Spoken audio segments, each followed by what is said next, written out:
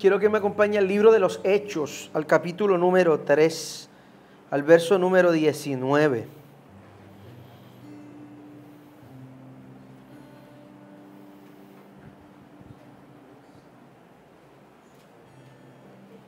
Libro de los Hechos, capítulo número 3, verso número 19. Yo tengo que amar mucho, mucho a su pastor, porque su día libre es una doble tanda para mí. Yo vengo de predicar en la iglesia local en Junco, y nos dio break de comer y llegar. Pero estamos contentos por lo que vemos que Dios está haciendo con ustedes. Josué no es un compañero, Josué es mi amigo. Y yo creo que con una mano yo puedo hablar de mis amigos y me sobran 2 o 3 dedos para eso. Y el ver la promesa cumplida de lo que Dios le habló a Josué siendo nosotros unos niños, para mí es de gran bendición. Y a pesar de que yo nunca había venido aquí, mi iglesia nunca ha venido aquí, nosotros oramos mucho por lo que Dios está haciendo con ustedes. Porque levantar una iglesia, este mayo yo cumplo 4 años y levantar una iglesia de la nada, con solamente una palabra de Dios, no es una tarea sencilla. Hay mucha gente que piensa que los que hacemos ministerio lo hacemos por dinero, sin saber que lo menos que hay es dinero. Y que en el proceso de plantación muchas veces hay más fe, mucha más fe que recursos. Y ver lo que Dios ha hecho con ustedes hasta ahora, y ver la valentía con la que Josué y Keila han asumido el llamado de parte de Dios, es digno de admirar. Y yo quiero animarles a que no se desanimen, a que le crean al Señor. Nosotros apenas, y hablo de esto porque yo estuve aquí, yo estuve ahí cuando éramos 15, cuando éramos 30, y llegaban domingos que yo decía, ay, esto no está funcionando. Porque hay veces que nosotros pensamos que los resultados son igual a los números, y no siempre es de esa manera. Y yo recuerdo un domingo que nuestro grupito de 25 estaba completo en la iglesia. Y yo me sentía tan frustrado. Llegué el domingo a casa, mis servicios eran de noche. Y eran de noche porque yo estaba predicando todos los domingos por la mañana. Llegué a casa. Ese domingo había habido liberación, milagro. Había ocurrido de todas esas cosas lindas que ocurren en la reunión. Y llegué a casa frustrado, y ese lunes fue peor. El lunes yo me levanté, yo dije, esto no está funcionando, yo debo enfocarme en otra cosa, yo debo ver a dónde me va a dirigir el Señor, porque uno como predicador está acostumbrado a tener actividades, a que la gente se mueva, y uno piensa que cuando uno pastorea es igual. Historia larga, corta, el proceso, ese lunes llamé a quien es mi pastor, y él me dijo, Pedraza, séle fiel a Dios y tú vas a ver lo que Dios va a hacer. Y le hablo acerca de esto porque yo empecé así, sin nada, sin nadie, predicando en un edificio solo, con una sola persona. Y por 2 o 3 meses habían 3 o 4 personas. Hoy, en el mes de agosto del pasado año, compramos 3 cuerdas de terreno y 4.500 pies cuadrados de edificio. Una iglesia que no ha cumplido 4 años. No hay empresarios, no hay gente de dinero, hay más fe que gente.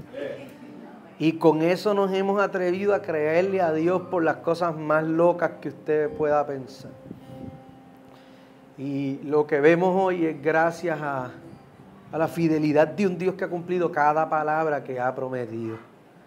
Por más loco que parezca en esta temporada, créanle a Dios. Y atrévanse a caminar en la dirección en la que Dios los está llevando, y Dios los va a sorprender. Hoy somos 100 y pico. Y estamos abriendo ya un segundo servicio en el mes de agosto con el favor de Dios. Opcionando un colegio para comprar. Hablando de una segunda iglesia en 4 años. Pero es la manera en la que 4 locos se han unido conmigo y están creyéndole a Dios más que yo. A veces soy yo el que se cansa y ellos, no, pastor, vamos, que eso yo le animo, no se desanimen. Yo voy a la palabra ahora, pero quería darle esta palabra de ánimo porque no todo el mundo se atreve a dejar la comodidad de una iglesia bonita, de una iglesia grande. No todo el mundo se atreve a empezar de cero, sin apoyo financiero y creyéndole al Señor. Y yo quiero animarle a que se mantengan creyendo y van a ver la mano de Dios. Yo estoy seguro de eso. Ahora sí quiero invitarle a la palabra. Libro de los Hechos, capítulo número 3, verso número 19. Mire cómo dice la palabra del Señor. Así que arrepentíos y convertíos para que sean borrados vuestros pecados, para que vengan de la presencia del Señor tiempos de refrigerio. Y Él envía a Jesucristo que os fue antes anunciado, a quien es cierto y necesario que el cielo retenga hasta el tiempo de la restauración de todas las cosas que habló Dios por boca de sus santos profetas que han sido desde tiempo antiguo. Señor, gracias por tu palabra. Permite que tu palabra en el corazón de los que estamos reunidos en esta tarde traigan refrigerio y gozo. Yo te pido por lo que solamente tu palabra puede hacer en el corazón. Esa palabra que tiene la capacidad de discernir los pensamientos, de trabajar con nuestro espíritu. Yo te pido que los que aquí estamos reunidos, teniendo un encuentro con la maravillosidad de tu palabra, salgamos convencidos de que te hemos visto cara a cara. Y que ese proceso de transformación que tu palabra genera en el corazón de los hombres nos lleven a tener una imagen correcta de ti y a vivir cada vez más apasionados por tu presencia. En el nombre de Jesús. Amén. Durante esta jornada, el Espíritu Santo ha puesto en mi corazón hablar acerca de este libro, el libro de los Hechos. El libro de los Hechos dentro del Nuevo Testamento es un libro bien particular por diferentes razones. La primera de ellas es por el periodo en el que se origina el libro de los Hechos. El libro de los Hechos son las crónicas de la iglesia del primer siglo. Y la manera en la que esa iglesia del primer siglo se desenvuelve buscando algo de Dios que ellos no necesariamente saben qué es. Si usted mira con cuidado, nosotros los que estamos acostumbrados a mirar la Biblia, y tenemos experiencias carismáticas, experiencias neumatológicas con el Espíritu Santo y estamos acostumbrados a esa idea, la inmensa mayoría de las iglesias evangélicas les fascina el libro de los Hechos, específicamente el capítulo número 2 que habla acerca de la experiencia de la iglesia en Pentecostés. Sin embargo, el Pentecostés no es el final de una temporada, es el principio de una temporada. Y si usted mira con cuidado, voy a ir súper rápido porque eso es un recuento histórico que yo tengo que hacer en menos de 5 minutos. Esta gente han recibido de Jesús una invitación. Y si usted mira con cuidado, se va a dar cuenta en los evangelios, voy a hacer referencia al libro de Juan capítulo 20, versículo 19 al 21, es el momento donde Jesús ya ha resucitado, ya Jesús fue crucificado, fue sepultado y Jesús está en el proceso de la resurrección. No sé si recuerda esa historia, ese momento de la historia donde Jesús, la tumba está abierta, María va a ungir el cuerpo de Jesús, se da cuenta que la tumba está vacía, no hay nadie allí, dice la Biblia que ella se aproxima para ver a quién está adentro y se da cuenta que no hay nadie, y en la parte de atrás ella escucha que hay un hombre que le habla y le dice que por qué busca entre los muertos al que usted conoce esa historia, ¿cierto? Y María le responde: Señor, si tú sabes dónde le han puesto, dime dónde le han puesto, etcétera. Ahí ocurre dentro del Nuevo Testamento la primera asignación apostólica de la iglesia. No ocurre hacia Pedro, ocurre hacia María. Porque Jesús se pronuncia hacia María. Habían varios requisitos para tener esa asignación. Número 1, haber caminado con Jesús. Número 2, haberle visto resucitado. Y número 3, haber recibido una instrucción directa de él. Esos 3 elementos están juntos cuando Jesús se le aparece a María y le dice a María lo siguiente: ve a Jerusalén y dile a tus hermanos que esperen allí en Jerusalén y dile a Pedro que yo lo espero en Jerusalén. Historia larga corta, ese relato de Lucas capítulo número 16 apunta directamente a lo que ocurre en el capítulo número 2 del libro de los Hechos. Ahora aquí hay un grupo de gente que está esperando en Jerusalén. Usted conoce la Biblia, Jesús se les había aparecido un domingo en la mañana, eso es Juan capítulo 20, versículos 19 al 21, y la Biblia dice que Jesús se puso en medio del lugar donde ellos estaban reunidos, y le dijo: paz a vosotros, como el Padre me envió, así yo los envío. Y dice la Biblia que cuando hubo dicho eso, le puso las manos, sopló sobre ellos y les dijo: reciban al Espíritu Santo. Esa primera experiencia de primera mano de esos primeros creyentes con el Espíritu Santo es lo que siente el precedente para lo que va a ocurrir 50 días después de eso en la fiesta de Pentecostés. Jesús le había dado una instrucción y la instrucción era sencilla: no salgan de Jerusalén, no se vayan de Jerusalén hasta que ustedes sean llenos del Espíritu Santo.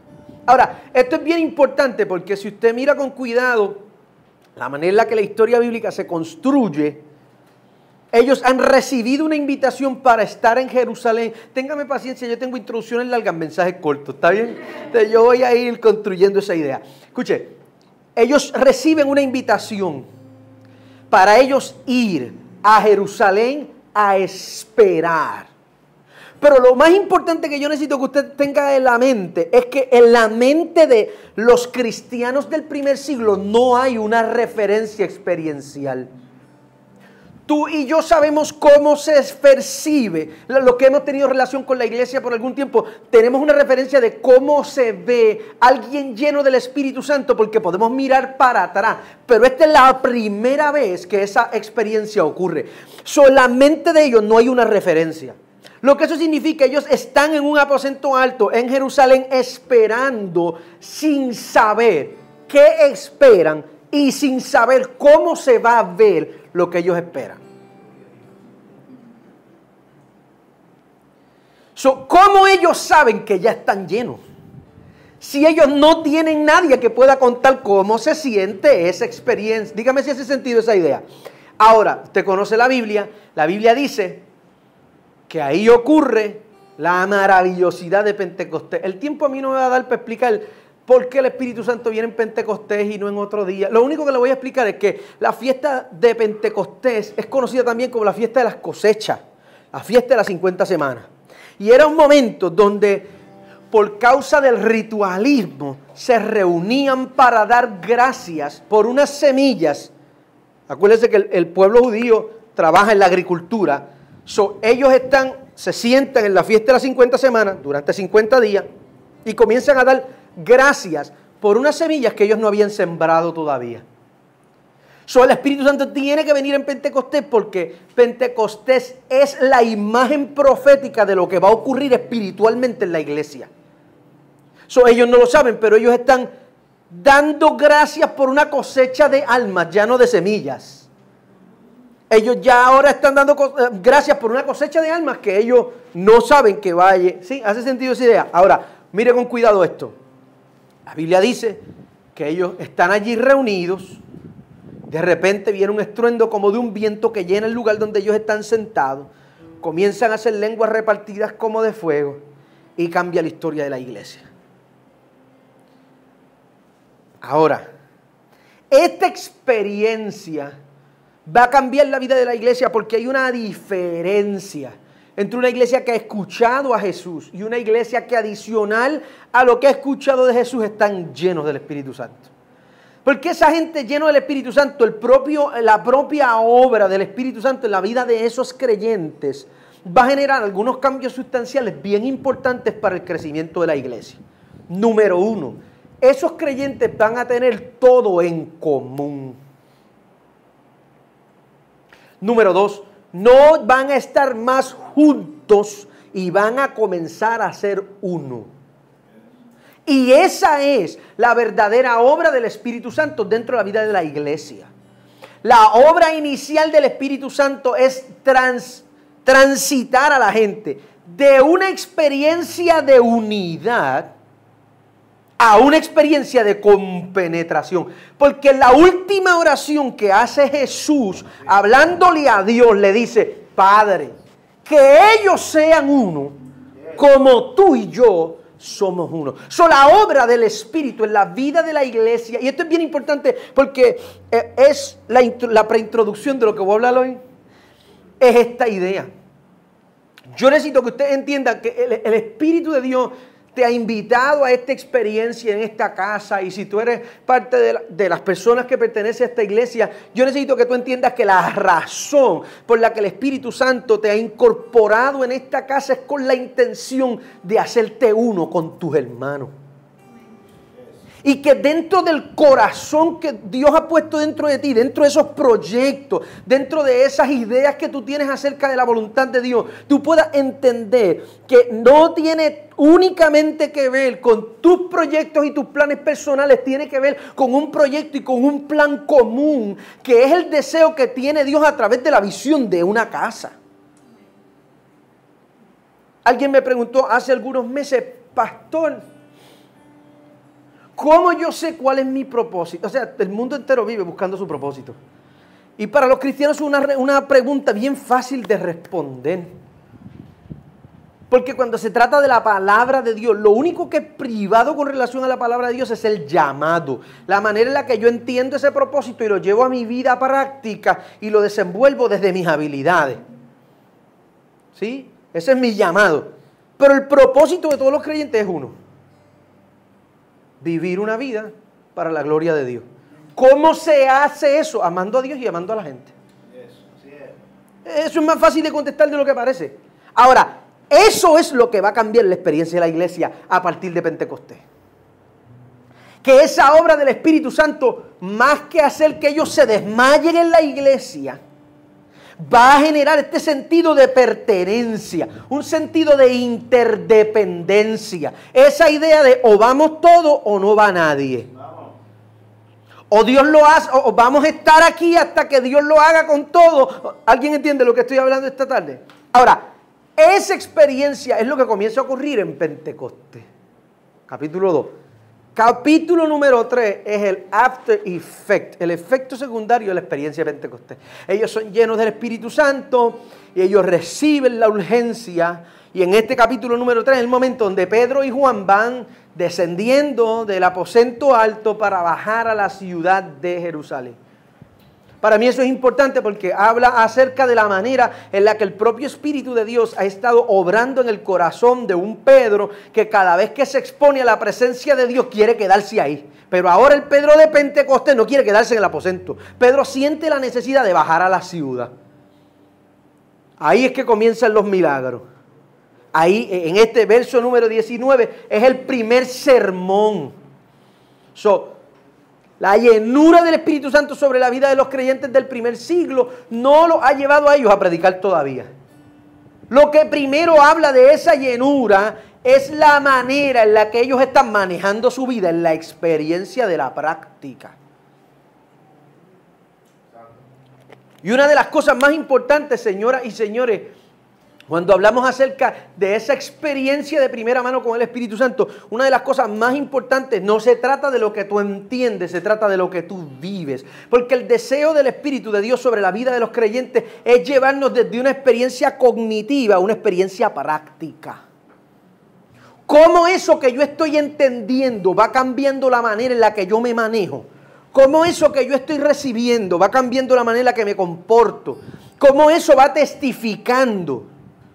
No testificando desde mis palabras, cómo me manejo cuando estoy bajo presión, cuando tengo ansiedad, cuando tengo miedo, cuando tengo coraje. Cómo eso va testificando de la obra exponencial que yo voy teniendo con el Espíritu Santo. Esa es la maravillosidad de la obra del Espíritu Santo en la vida de la iglesia. Porque podemos venir a todas las reuniones y desmayarnos y llorar. Pero si eso no cambia la manera en la que yo manejo mi vida, si eso no cambia la manera en la que yo manejo el perdón, la reconciliación, si eso no cambia la manera en la que yo amo, no se trata de amar, se trata de amar bien, no se trata de entender, no se trata de servir a Dios, se trata de servirlo bien. Y cuando se trata de servir, voy como a 200 millas, ¿verdad? Cuando se trata de servir a Dios, señores, no se trata de cómo queremos servir a Dios, se trata de cómo Dios quiere que se le sirva. Eso funciona diferente. Ahora, este capítulo número 3, verso número 19, es el momento en el que se desenvuelve el primer sermón. Pedro ha llegado al templo, ahí hay un cojo llamado el cojo de la hermosa, a quien Pedro y Juan sanan, La Biblia dice que Pedro toma valentía y lleno del Espíritu Santo, se pone de pie en el pináculo del templo de Salomón para gritar las palabras que yo acabo de leer. Arrepentíos y convertíos para que sean borrados vuestros pecados y vengan del Espíritu de Dios tiempos de refrigerio. Hablaba esta mañana en la iglesia y le decía a la iglesia que hay veces donde nosotros, sin querer queriendo, desvaloramos la cosa más importante que la iglesia tiene para decirle al mundo. La cosa más importante que la iglesia tiene para decirle al mundo es que hay un Salvador, punto. La cosa más importante que la iglesia tiene para decirle al mundo es que a pesar de la vida, Dios envió a su Hijo a la cruz del Calvario con la intención de transformar el resultado nocivo de la vida de la gente. Y aunque el moralismo dice que la gente buena tiene resultados buenos y la gente mala tiene resultados malos, por causa de la sangre de Jesús, la gracia dice que los que somos malos también tenemos resultados buenos cuando tenemos un encuentro con la cruz. Y esa es la cosa más importante que la iglesia tiene para decir. Ahora, si usted mira con cuidado la Biblia, va a descubrir que estas palabras de Pedro tienen una resonancia más importante que solamente un mensaje elocuente de arrepentimiento y de conversión. Y para entender las palabras de Pedro hay que mirar el contexto histórico. ¿De dónde está Pedro? ¿De a quién le está hablando? ¿Y por qué lo está haciendo? Y si yo me meto en todos los detalles, podemos estar aquí hasta el día del juicio a las 6 de la tarde. Y mi intención es tratar de resumir en los próximos 18 o 20 minutos que me quedan esa idea. Pero la Biblia dice que Pedro está parado sobre el pináculo del templo de Salomón. Y para darle un recuento rápido de ese templo, a mí me encanta esa historia del templo, porque eso tiene un trasfondo bíblico bien poderoso. Ese templo es el resultado de un pueblo que ha decidido estar cerca de Dios. La Biblia dice que Moisés, que es quien comienza con esa idea de levantarle una casa a Dios, primero con un tabernáculo por ordenanza de Dios mismo. A Moisés se le ha generado esta idea de que como el pueblo no puede subir al monte, traigamos el monte. No es de manera literal, sino que el monte tipifica para Moisés el lugar de la presencia. Y como el pueblo no puede subir al lugar de la presencia, Moisés ha recibido una instrucción de parte de Dios. Y Moisés dijo, bueno, pues vamos a levantar un campamento aquí donde la presencia de Dios pueda estar. Y en ese momento es que comienza a desarrollarse toda esta idea de un Dios habitando en medio de su pueblo y ese pueblo generando amor hacia ese Dios. El tiempo no me da porque la historia es muy larga. Pero de manos de Moisés, la Biblia dice que el pueblo cae en manos de Josué, quien está enfocado en el proceso de la inquisición de la tierra prometida. Que Josué es un tipo que ha estado a la mano derecha de un líder que ama la presencia, que vive en la presencia, que oye de la presencia, que la presencia de Dios lo esconde, que la presencia de Dios lo camina, que la presencia de Dios lo alimenta. Aunque Josué es la mano derecha de ese líder, la asignación de Josué es diferente. Porque la asignación de Josué es llevar al cumplimiento la palabra de Dios con la vida de ese pueblo, comenzando la conquista de la tierra prometida. Josué capítulo número 34 dice que Dios le habla a Josué y le dice, Josué, te estás poniendo viejo y todavía te falta la tierra de los filisteos, de los jebuseos, de los heteos y de todos los feos, porque sigue dando un montón de nombres ahí que se parecen a eso. Curiosamente, el primer nombre que Dios le da a Josué de los pueblos que le falta por conquistar es el primero de los pueblos que conquista David. Cuando yo hablo acerca de David, yo digo que David es la reconciliación entre Josué y Moisés. Porque Josué es guerra, guerra, guerra, guerra. Moisés es presencia, presencia, presencia, presencia. Y David es presencia y guerra. Es como el in-between. Y la historia de David comienza en la última, la historia de David comienza en ese mismo punto en el que termina la de Josué.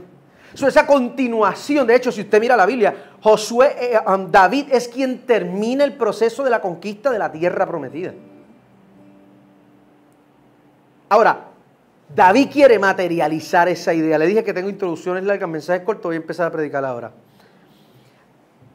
David agarra esa idea y dice, yo le voy a construir una casa a Dios. Pero el problema es que Dios le dice, bueno papi, las intenciones tuyas son chéveres, pero tú no me puedes construir una casa porque tú tienes las manos sucias de sangre. ¿En manos de quién cae la responsabilidad del templo? De Salomón. Por eso se le conoce ese como el pináculo del templo de Salomón. Sígame que le estoy dando un recorrido por la Biblia, por favor. Dice la Biblia que Salomón comienza la construcción del templo más majestuoso de la historia. Y según la Escritura, ese templo se vuelve un lugar complaciente para ese Dios. Según la Biblia, cuando se inaugura ese primer templo, sígame por favor que yo no estoy perdido, no se pierda usted. Cuando ese primer templo es inaugurado, los que venimos del otro lado del río, hemos escuchado de esos coritos que dicen que los sacerdotes no podían ministrar porque la nube. Eso es lo que pasa en la inauguración del primer templo. La Biblia dice que cuando el primer templo lo están inaugurando, los ancianos comenzaron a llorar porque están viendo por fin que el templo se construyó. Dice que mientras los ancianos lloraban, los jóvenes daban gritos de júbilo. Y de momento la gloria de Jehová comenzó a manifestarse a través de fuego. La Biblia por primera vez identifica esa presencia como el Shekinah. Un torbellino de fuego comenzó a llenar aquel lugar y la Biblia dice que los sacerdotes no podían ministrar porque la nube de Dios había llenado el templo. Ahora, eso no es la cosa más importante que pasa ahí. Aunque a nosotros nos encanta hablar de eso, esa no es la cosa más importante que pasa ahí. Lo más importante que pasa ahí es que la Biblia dice que ese fuego que viene del cielo quema el sacrificio que está en el altar. Y Dios le habla a los sacerdotes y les da una instrucción. Sencillo. No dejen que el fuego que está ardiendo en el altar se apague. Míreme, esto es lo más brutal que va a pasar en el Antiguo Testamento. Porque ahora el trabajo de los que ministran no era encender el fuego, era mantener el fuego que Dios mismo había encendido. Era un trabajo. Ahora, el incienso del lugar santo tenía que encenderse con el fuego de ese altar. Y ese altar tenía que mantenerse vivo por generaciones. El trabajo era aviven el fuego. No dejen que el fuego se apague. Míreme, porque esto es importante. Señoras y señores, cuando se trata de la casa de Dios, yo necesito que usted entienda que nosotros lo que hacemos es únicamente mantener vivo el fuego que Dios mismo encendió. Si esto es casa de Dios, es porque hay un fuego aquí que encendió Dios y el único trabajo del pastor Josué, de la pastora Keila y de ustedes es que el fuego que Dios encendió no se apague. No es encender el fuego, no es asegurarse que lo que Dios está haciendo se mantenga. Voy. Es mucha información, pero le prometo que voy a avanzar. Según la Biblia, por algunos años es la encomienda de los sacerdotes y los levitas se mantiene.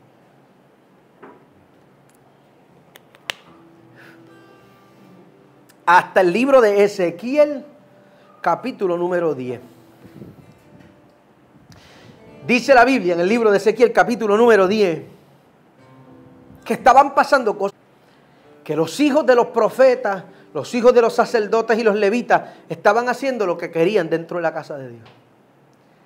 Y levanta Dios al profeta Ezequiel con una palabra. Y Ezequiel dice, hay fuego extraño ardiendo en el altar. No era porque era otro fuego. Era precisamente identificando que los que estaban sirviendo, que los que estaban trabajando, que los que estaban obrando en la casa de Dios, no tenían el corazón en el lugar correcto, estaban contaminándose, ese tipo de cosas, ¿no? Paréntesis, porque no vine a decir que nadie está poniendo fuegos extraños. Le estoy explicando la historia, ¿está bien? Mire esto, porque esto es importante. Por causa de eso, por causa de que hay un fuego extraño en el altar, Ezequiel capítulo número 10 dice que la nube de Jehová se retiró del templo. ¿Ok? Este templo se construye para que Dios viva allí. Pero ahora la santidad de ese Dios que vive allí no le permite a vivir allí más nada. Porque la razón y el corazón con la que se levantó esa casa ya no están allí. Y cuando eso ocurre en Ezequiel capítulo número 10, en la historia es el 586 antes de Cristo. Los que saben un poquito de historia teológica, el 586 antes de Cristo es conocido como el año de la gran calamidad de Jerusalén. Porque lo que dice la Biblia que pasa es que la gloria de Dios abandona el templo y de momento Dios permite que llegue un rey babilonio que se llama Nabucodonosor. Mírame, Dios prefiere derrumbar un templo que usarlo sucio. Y la Biblia dice que viene Nabucodonosor. Llega a Jerusalén. ¿Se sabe la historia de la Biblia?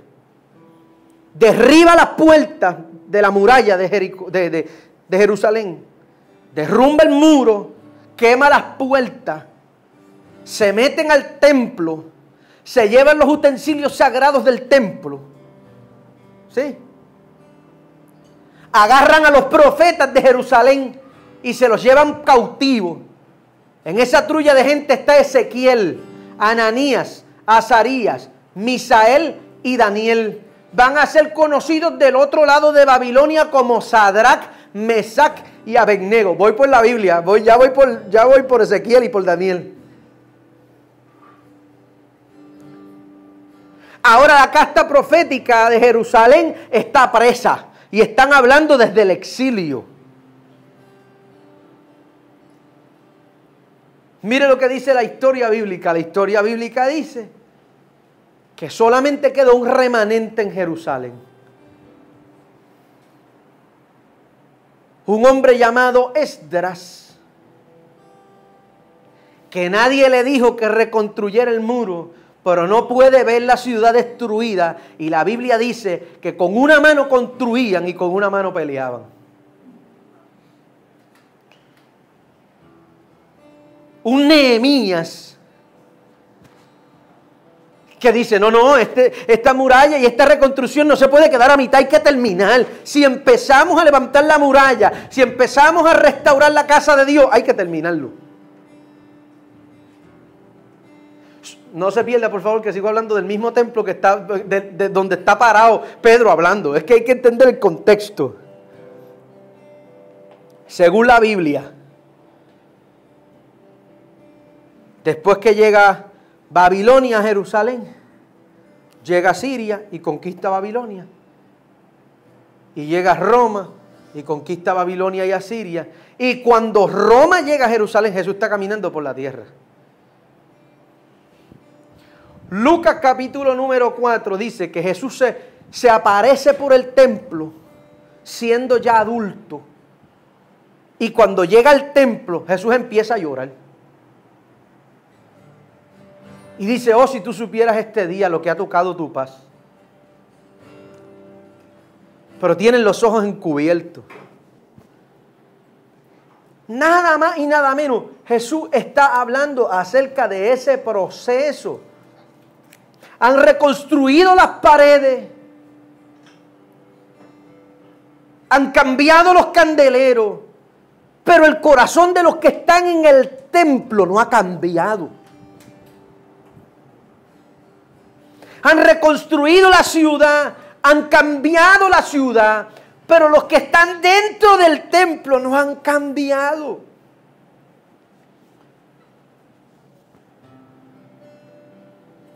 Sigue siendo un templo construido para un Dios que está ausente de ese templo. Por eso Pedro se para allí, lo primero que dice es: arrepiéntanse y conviértanse.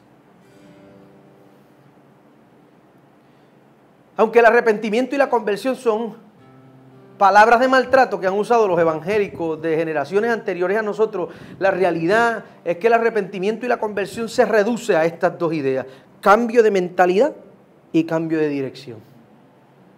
¿Sí? Así de sencillo. Cambien de mente para que cambien de vida. Eso es lo que dice el arrepentimiento y la conversión. La pregunta es: ¿por qué eso es tan importante para lo que yo estoy hablando ahora?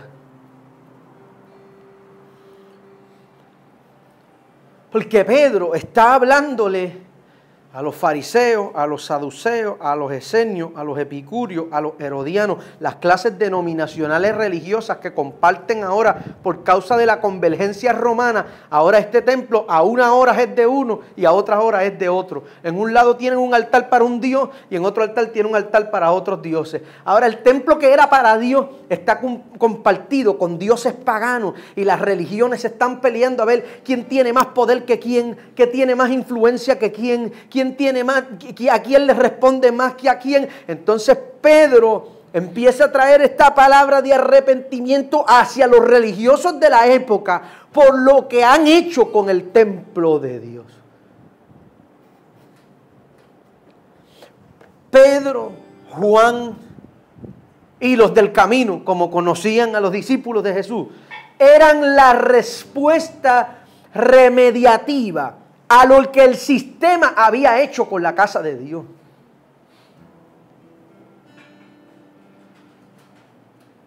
Ahora es que voy a empezar a predicar. Es broma, me quedan 5 minutos. Yo necesito que usted entienda algo. Fue algo que yo aprendí en el camino. Dentro de esta jornada de ser una persona muy diferente a como yo era. Hay mucha gente que está de acuerdo, mucha gente que no está de acuerdo, que por mis estilos, que por mi aquello, que si por lo otro, que eso, cada cual con su opinión, y yo algunas las respeto y otras no. Pero esta es la parte más importante. Esta es la parte más importante. La experiencia de los que fueron llenos es la respuesta al clamor de una gente que quieren volver a tener a Dios en el medio del pueblo. Esta gente están hartos del sistema, están cansados de la religiosidad, están cansados de la politización en la casa de Dios. La clase política de la iglesia, la clase de los fariseos y de los saduceos, no les importa nada, pero el pueblo está gritando porque alguien traiga una respuesta. Y los del camino, los discípulos de Jesús, esos que están llenos, son esa respuesta. Una gente que, como están llenos de esa presencia de Dios, están trayendo cambios sustanciales al entorno en el que se encuentran. En medio de esta experiencia, yo necesito que usted entienda una idea. Esto no es asunto de estilos, ni de maneras, ni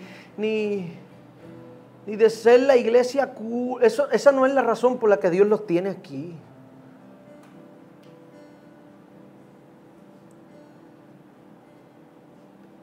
Dios tiene esta iglesia aquí porque este país está harto de la religiosidad, de la política, de los sistemas, de las medias verdades, de la manipulación, de la sugestión religiosa. La gente está cansada de eso.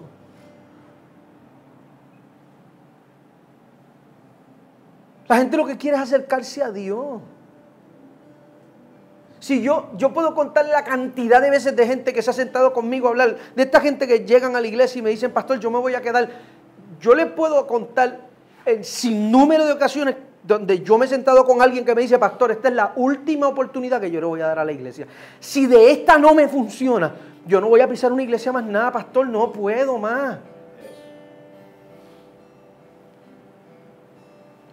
La razón por la que esto debe ser real. La razón por la que esto tiene que ser profundo.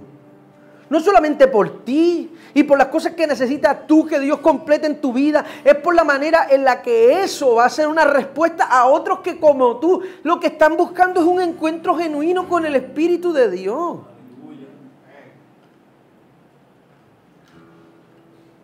Una cosa que me pasa mucho en la iglesia es que yo tengo mucha gente que me visita para mirar y criticar.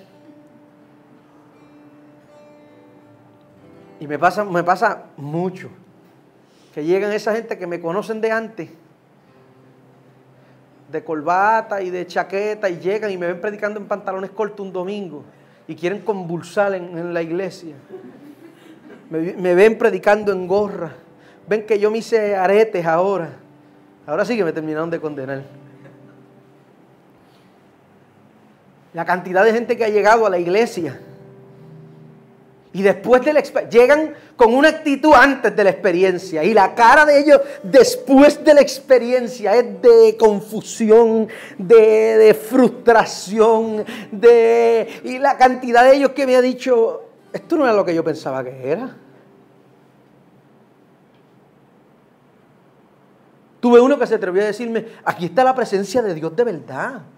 Sí, papi, aquí no estamos jugando a hacer iglesia. Yo no uso una corbata y yo no uso una chaqueta, pero yo no estoy aquí jugando a hacer iglesia. Aquí los que oran están orando de verdad, y los que sirven, sirven de verdad, y los que están aprendiendo la palabra lo están haciendo de verdad.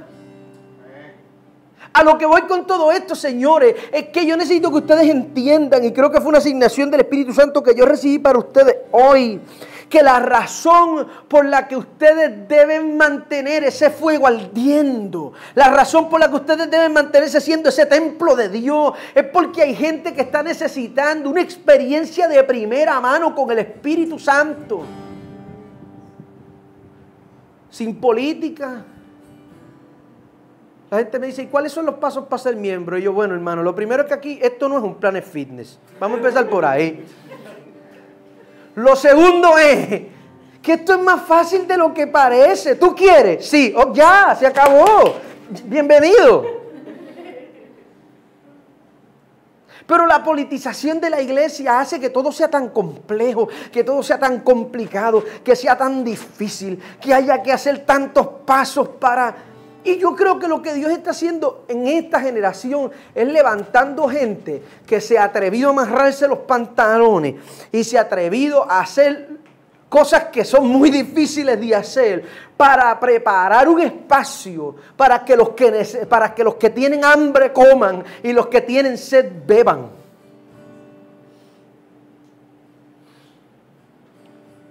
Una iglesia llena del Espíritu Santo es... Señores, la respuesta al mundo. El mundo tiene una visión más clara de la iglesia que la iglesia misma.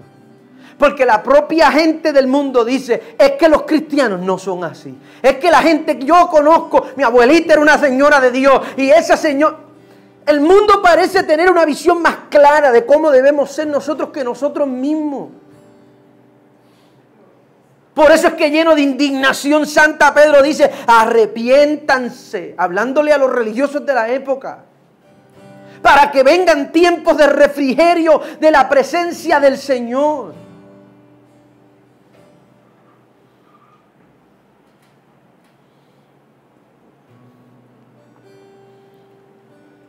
Con mucha lástima, en 3 años yo he escuchado y he tratado con cosas tan interesantes que el tiempo no me daría para contar.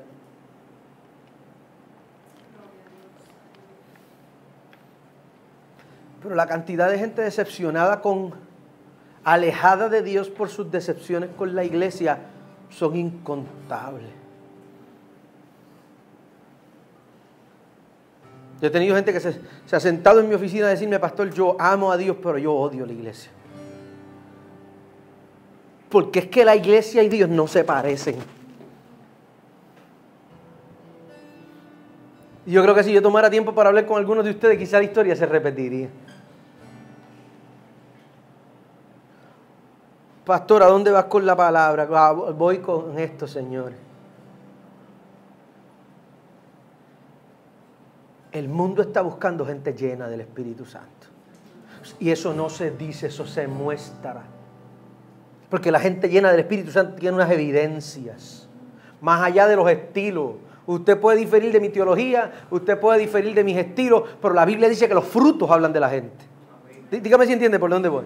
Ahora, el llamado, quizás un poquito radical de mi parte. Yo soy un poquito más agresivo que el pastor. Yo creo que soy un poquito más agresivo que el pastor. Él es así más sweet.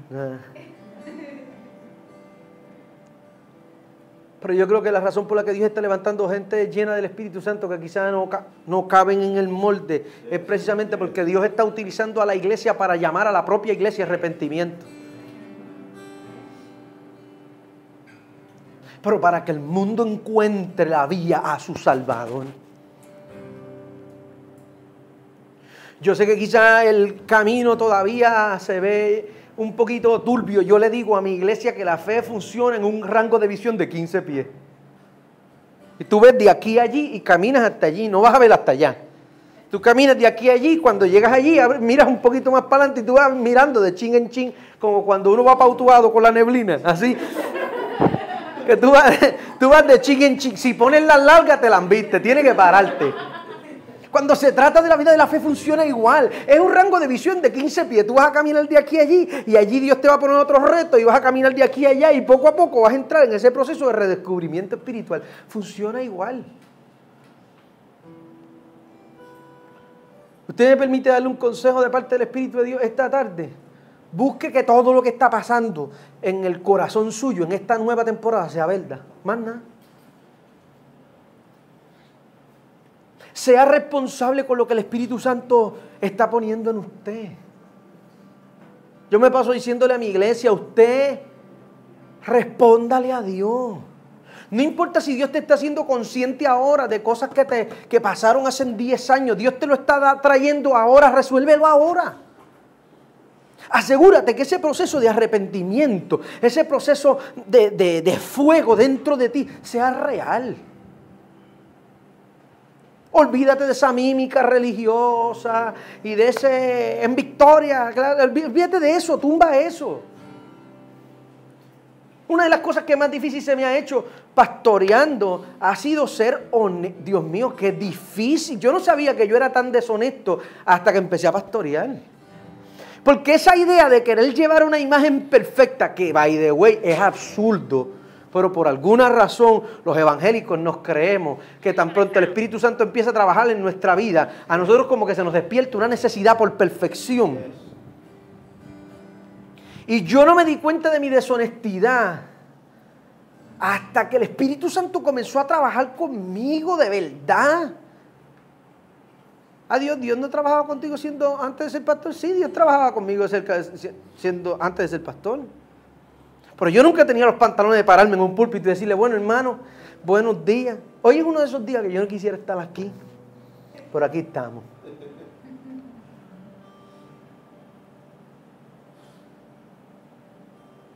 Se me ha hecho difícil. Me propuse hacerlo porque decidí que lo que yo quería que mi iglesia aprendiera, la iglesia que yo pastoreo aprendiera, es número uno, que yo no soy más espiritual que ellos. Que la única diferencia entre ellos y yo es el lugar desde donde servimos. Pero yo soy de esa gente que Dios está trabajando a la misma vez que está trabajando con ellos. Porque si le creo ideas tan grandes de quién soy yo, mañana me equivoco, mañana fracaso, mañana cometo un error y termino rompiéndole el corazón y la relación a la gente con Dios porque ellos creían que yo era tan santo.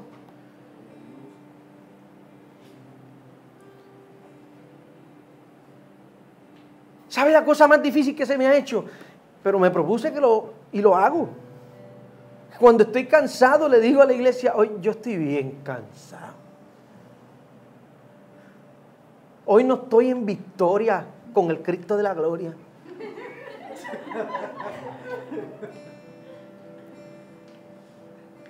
Cuando he tenido ansiedad, he tomado el micrófono y le he dicho a la gente, estoy experimentando ataques de ansiedad otra vez, necesito que oren por mí. Pero hace falta tener los pantalones más amarrados para decir eso, que para hablar 4 lenguas en el altar. ¿Por qué hablo de esto? Porque de ese arrepentimiento es del que está hablando Pedro. Este arrepentimiento de una espiritualidad fingida. Ese arrepentimiento de esa espiritualidad perfecta.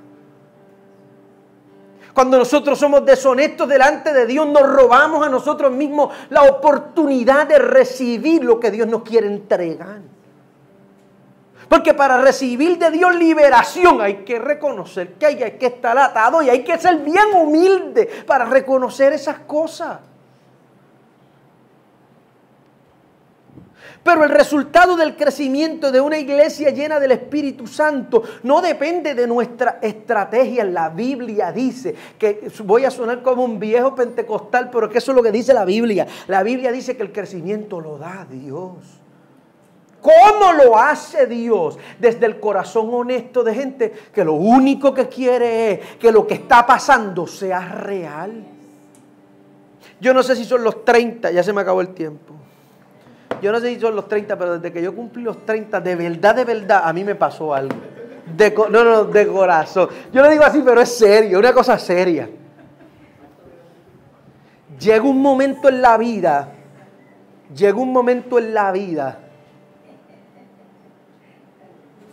donde tú te cansas del frosting.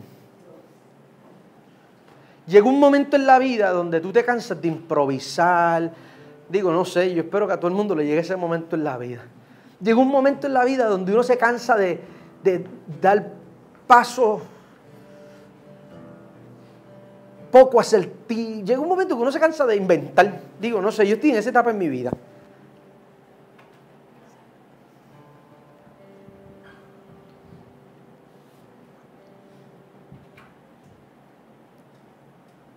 Y yo me atreví a decirle a mis líderes, yo no les prometo ser un pastor perfecto.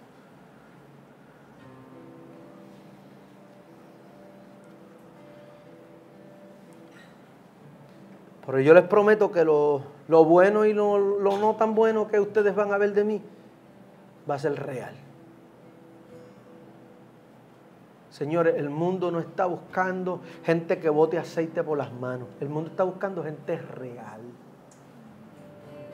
Gente que las evidencias de Dios que tienen aquí las tengan en su casa, en su trabajo, al lado de sus vecinos. A la gente ya no le impresiona los profetas que llaman gente por nombre. A la gente ya no le impresiona los evangelistas que estiran piernas. A la gente ya no le impresiona la gente que tiene cruzadas multitudinarias. A la gente está buscando que lo que nosotros predicamos sea compatible con lo que vivamos.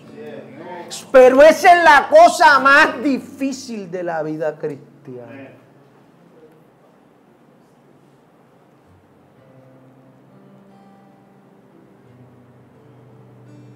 Yo voy a cerrar esta tarde esta idea.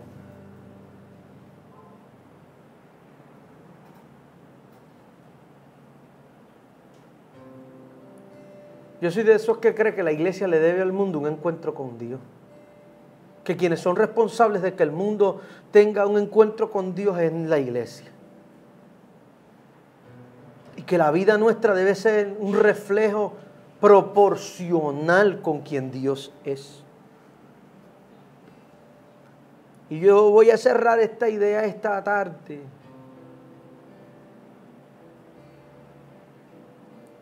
pidiéndole a usted que tome unos minutos para pensar. Yo que soy un predicador que yo no soy un pastor como el suyo, él es bien bueno. De verdad, yo lo conozco de toda la vida. Si hubieran santos en la tierra, Josué es uno de ellos.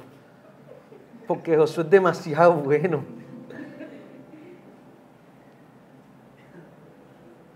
Yo soy un pastor diferente. Yo creo que no le sirve a Dios ni le sirve a la iglesia gente de doble ánimo. Josué nunca lo diría así, yo sí. Yo. Creo que Dios no solamente es digno de la alabanza de la iglesia, Dios es digno de la responsabilidad de la iglesia también. Y nosotros venir aquí, Señor, tú eres digno de mi alabanza. Él también es digno de que tú pongas tu vida en orden. Él también es digno de que tú te atrevas a ser honesto y decir, mira, yo estoy teniendo problemas con esto y yo necesito ayuda. Dios también es digno de tu honestidad. Dios también es... Sí. Hace algunas semanas atrás, yo creo que como un mes, me reuní con alguien en la iglesia. Una de las personas más talentosas que tengo en la iglesia. Yo creo que toca todos los instrumentos que todos los instrumentos que te pueden pasar por la mente, él los toca. Y no es que lo inventa, toca a la perfección.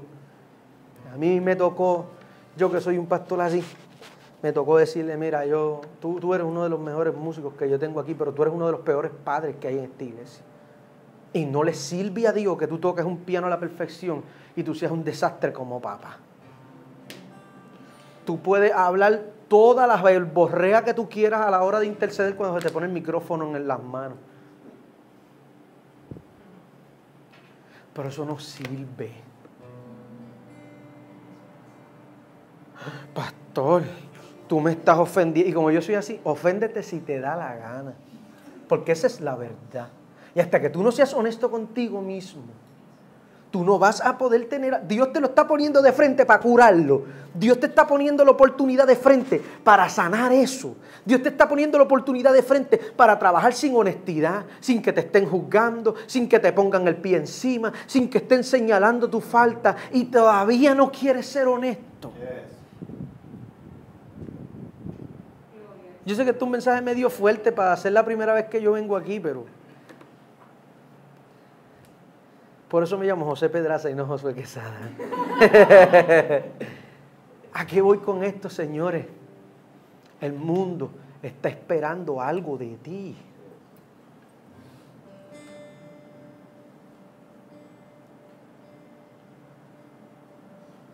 El mundo está esperando una iglesia que llena del Espíritu Santo tenga una vida de evidencia. Quizá tú nunca llames a nadie por nombre ni apellido, eso no es necesario. Quizá tú nunca botes aceite por las manos, eso está bien. Quizá Dios nunca te dé una visión de un meteorito ni nada de eso, eso está bien.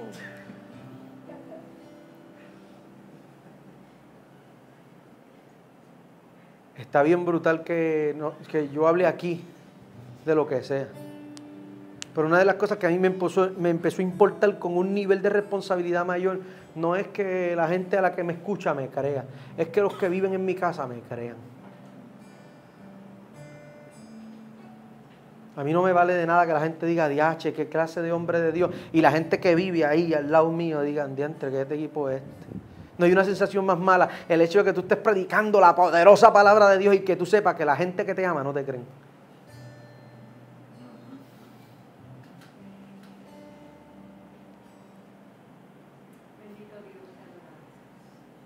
Yo creo que Dios levantó esta casa con la intención de sanar el corazón de mucha gente que ha estado bien decepcionado y por causa de esa decepción ha vivido lejos de Dios. Dios no está buscando perfección, Dios está buscando santidad. ¿Sabe lo que es la santidad? Honestidad. Santidad es lo mismo que vivir una vida íntegra y la integridad es honestidad. No es vivir una vida de corbata y de chaqueta, es vivir una vida honesta. Míreme, yo creo que el llamado esta tarde, aunque incómodo, es bien claro. Y no voy a tomar tiempo para llamar a nadie al frente ni nada de esa dinámica, porque yo creo que esto es una cosa muy privada y personal.